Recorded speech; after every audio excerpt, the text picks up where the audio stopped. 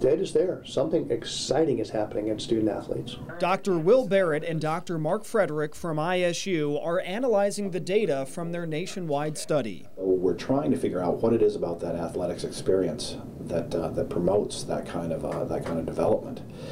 And we still haven't answered that question. But they have a few theories as to why their study found that student athletes learn twice as fast as other college students.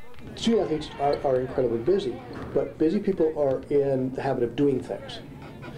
Yes, during the sport, they're traveling, they're training, all of those kinds of things, and they're used to making time to study and be a successful student. Barrett and Frederick think student athletes benefit from required athletic study tables and tutoring help, especially during their first few years at college. One of the interesting things about student athletes is we find terrific growth during junior and senior years, and yet all of the support seems to be put into freshman and sophomore years. The study did rate student athletes at much lower scores when they first enter college. They do come in with very low scores, and our first look at the data was frightening because we thought, oh geez, these athletes are really in trouble.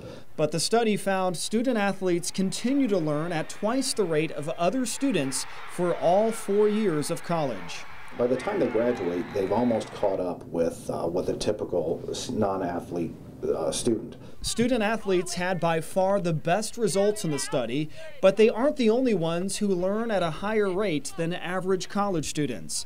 It's any student participating in activities, such as student government or on-campus organizations. And we find this with students who are actively engaged in 2 or 3 or 4 student organizations, they score higher. So activity is part of it. More than 4 activities and the student's learning rate drops. But no activities in college is even worse for learning.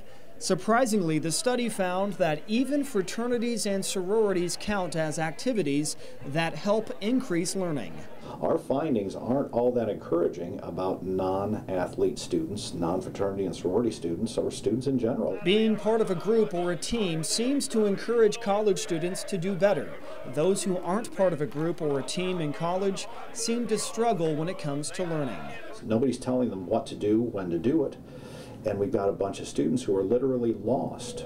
The study also found women learn at a faster rate than men, regardless of their activities.